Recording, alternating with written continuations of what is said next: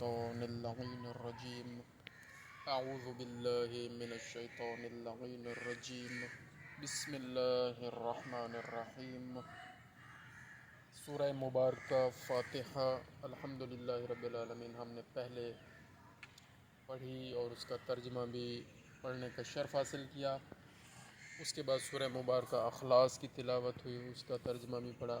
سورہ مبارکہ البقرہ اللہ رب العالمین کا کلام بہترین پہلا پارہ، اور یہ سورہ مبارکہ 40 رکوع پر مشتمل ہے۔ اس کے 40 رکوع ہیں اور اس کی 286 آیتیں ہیں۔ اللہ رب العالمین نے اس سورہ مبارکہ میں 286 آیتیں نازل فرمائی ہیں۔ بقرہ کا معنی ہے گائے، کیونکہ اس سورہ مبارکہ میں گائے کا ذکر ہے، اس لیے اس سورہ مبارکہ کو سورہ بقرہ کے نام سے یاد کیا جاتا ہے۔ اور یہ سورہ مبارکہ مدینہ میں نازل ہوا، یہ سورہ مبارکہ مدینہ منورہ میں نازل ہوا۔ تو شروع کرتے ہیں۔ بسم اللہ الرحمن الرحیم۔ الف لام میم ذالک الکتاب لا ریب فیہ ھدی للمتقین الذین یؤمنون بالغیب ویقیمون الصلاۃ ومما رزقناہم ینفقون والذین یؤمنون بما انزل الیک وما انزل من قبلک وبالآخرۃ ہم یوقنون۔ میں کیونکہ قاری نہیں ہوں، میں اس لیے اپنے عام طریقے سے تلاوت، اصل مقصد تلاوت قرآن مجید کا نیکیاں اور ثواب حاصل کرنا بھی ہے، اور اس کا جو مقصد ہے کہ اس کو سمجھیں، قرآن کریم کو سمجھیں، اور سمجھ اس وقت آئے گی جب ہم یا تو عربی زبان ساری سیکھ لیں کہ عربی پڑھتے جائیں اور ہمیں سمجھ آ جائے، یا پھر ہم اپنی زبان اردو میں اس کا ترجمہ سمجھ لیں یا پڑھ لیں یا سمجھنے کی کوشش کریں۔ اللہ تعالی ہماری مدد کریں گے۔ ترجمہ پڑھتے ہیں۔ الف لام میم، یہ وہی کتاب خدا ہے جس کا تمہیں علم ہے۔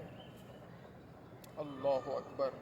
اس میں کسی قسم کے شک و شبہ کی گنجائش نہیں۔ ذالک الکتاب، یہ وہی کتاب ہے، اور کس کی کتاب ہے؟ اللہ کی کتاب ہے۔ لا ریب فیہ، جس میں کسی قسم کے شک و شبہ کی گنجائش نہیں، کوئی شک شبہ نہیں۔ ھدی للمتقین، یہ پرہیزگاروں کے لیے ہدایت ہے۔ ھدی للمتقین، ہم اکثر کہتے ہیں اللہ ہدایت کرے، اللہ تعالیٰ نے ہدایت بھیج دی ہے، اب ہمیں اس پر عمل کرنا ہے، ہمارا کام اب عمل کرنا ہے۔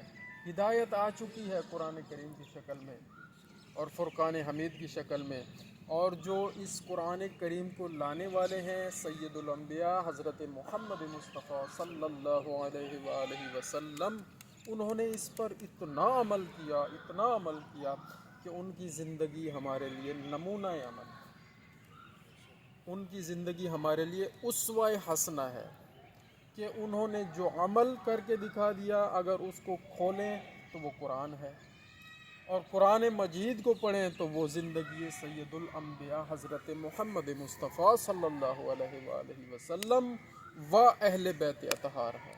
انہوں نے عملی نمونہ کر کے دکھا دیا ہے، قرآن مجید پر عملی طور پر قدم، اور اس پر عمل، قرآن کریم پر عملی طور پر کام کر کے، عمل کر کے دکھا دیا ہے کہ کس طرح عمل کرنا ہے۔ یہ پرہیزگاروں کی رہنما ہے، یا پرہیزگاروں کے لیے رحمت، ہدایت ہے۔ الذین یؤمنون بالغیب، جو غیب پر ایمان لاتے ہیں۔ ویقیمون الصلاۃ، اور نماز کی پابندی کرتے ہیں، یا پابندی سے نماز ادا کرتے ہیں، یہ ان کے لیے ہدایت ہے۔ ٹھیک ہے جی، یقیمون الصلاۃ ومما رزقناہم ینفقون، اور جو کچھ ہم نے ان کو دیا ہے اس میں سے راہ خدا میں خرچ کرتے ہیں۔ یہ نشانیاں بتائی جا رہی ہیں کہ یہ قرآن کریم کن کن لوگوں کے لیے ہدایت ہے۔ پہلی نشانی، جو غیب پر ایمان لاتے ہیں۔ غیب کیا ہے؟ اللہ تعالیٰ کو کسی نے دیکھا؟ نہیں دیکھا، اس پر ایمان رکھنا۔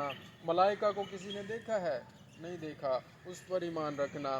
توریت، انجیل، زبور، قرآن جس وقت نازل ہو رہا تھا، کوئی ہے ہم میں سے کوئی، لیکن اس پر ایمان رکھنا ہے۔ اور اسی طرح جتنے انبیاء آئے حضرت آدم سے لے کر سید الانبیاء حضرت محمد مصطفیٰ صلی اللہ علیہ وآلہ وسلم تک، کیا ہم اس وقت موجود تھے؟ ہماری زندگیوں سے پہلے ہیں، لیکن جو غیب پر ایمان لاتے ہیں یہ قرآن ان کے لیے ہدایت ہے۔ پہلی نشانی۔ دوسری نشانی، اور جو پابندی سے نماز ادا کرتے ہیں اور جو کچھ ہم نے ان کو دیا اس میں سے راہ خدا میں خرچ کرتے ہیں، یہ قرآن ان کے لیے ہدایت ہے۔ والذین یؤمنون بما انزل الیک وما انزل من قبلک، اور جو کچھ تم پر اے رسول صلی اللہ علیہ وآلہ وسلم اور تم سے پہلے نازل کیا گیا اس پر ایمان لاتے ہیں، یعنی تمام آسمانی کتابوں پر بھی ایمان لاتے ہیں، یہ قرآن ان کے لیے ہدایت ہے۔ وما انزل من قبل کا، جو آپ سے پہلے نازل ہوا اس پر بھی ایمان لاتے ہیں۔ وبالآخرۃ، اور کیا، اور وہی آخرت کا بھی یقین رکھتے ہیں۔ وبالآخرۃ ہم یوقنون، اور وہی لوگ آخرت کا بھی یقین رکھتے ہیں۔ یہ قرآن کریم ان کے لیے ہدایت ہے اور اس میں کوئی شک کی گنجائش نہیں ہے۔